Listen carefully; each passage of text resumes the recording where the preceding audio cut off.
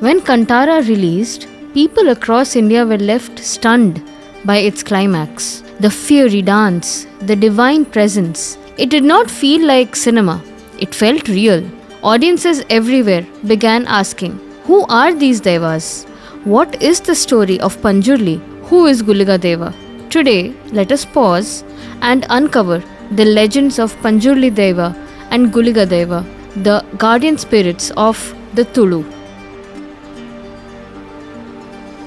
Panjurli is the boar demigod. His name itself says so. Panjurli means boar and Deva means demigod. His story begins with Mata Parvati. One day, as she walked through a forest, she saw a helpless baby boar whose mother had just passed away. Parvati was moved by compassion.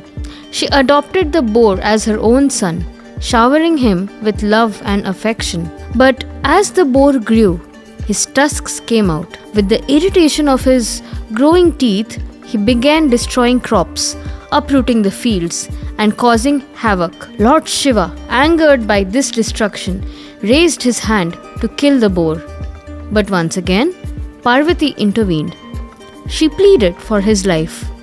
Shiva, pacified, decided not to kill him. Instead, he sent the boar down to earth. Here, he would live not as an animal, but as Panjurli Deva, the protector of people, guardian of the forests, and a guide who shows the right path.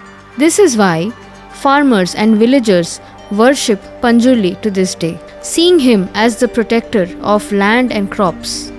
And because he is linked to Varaha, the boar avatar of Vishnu who lifted the earth on his tusk, Panjurli is also seen as Varaha's guardian spirit, a demigod connected to one of the highest incarnations.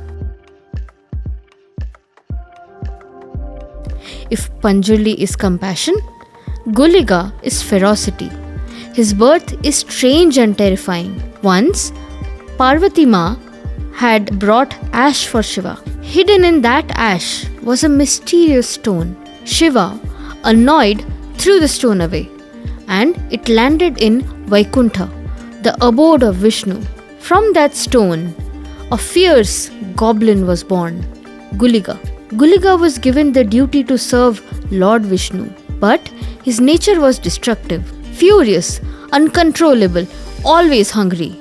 Vishnu, unable to bear his violence, cursed him to take birth on earth through a snake named Nillalu. After 9 months, Guliga tore his way out of the snake's stomach. He emerged with unstoppable hunger. He devoured everything in sight, hens, fish, even drank an entire lake. Legends say he even drank the blood of an elephant.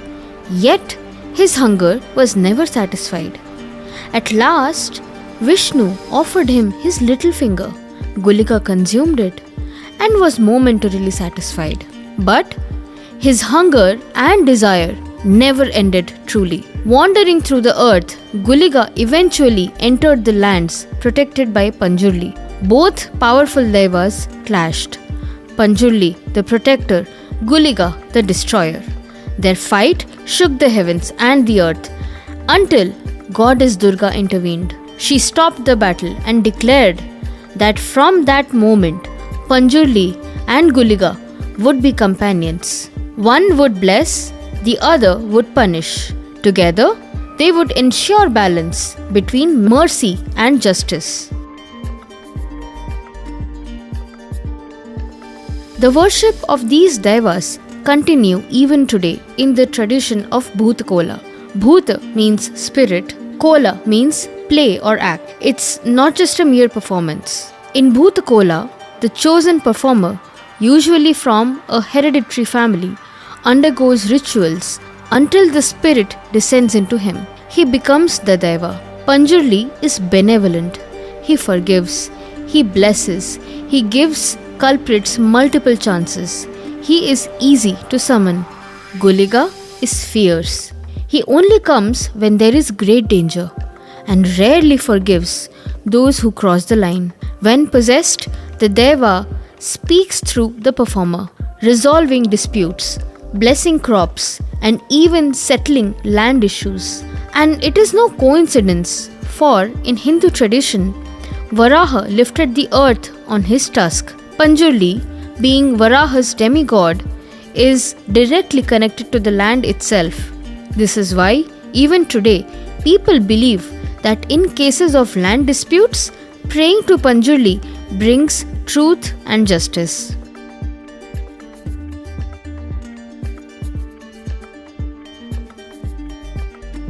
Believed to date back at least 1000 years ago. Some scholars even trace its roots as far back as 700 to 800 BCE.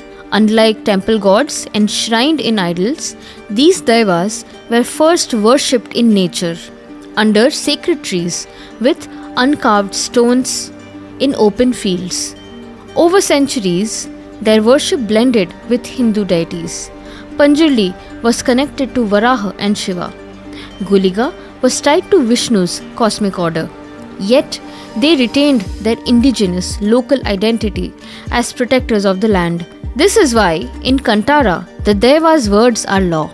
Even kings bow to them. So, who are Panjurli and Guliga? Panjurli, born from Parvati's compassion, sent by Shiva, connected to Varaha, the protector of the land, the one who forgives and blesses. Guliga, born from stone and ash, cursed by Vishnu, insatiable hunger, the punisher, the fierce reminder of consequences. Together, they represent the eternal balance of mercy and justice. This is why Kantara struck a deep chord, because behind the drama and cinema lies a living tradition, one that tells us the earth is sacred, justice comes from the divine, and no king or government is higher than the Deva. When the drums beat and the flames rise in Bhutakola, the villagers do not see a man in costume. They see Panjurli, they see Guliga, they see the guardians of their land. And perhaps they remind all of us, we are not the owners of the land, we are only its caretakers. If you liked what you saw, don't forget to subscribe. Thank you.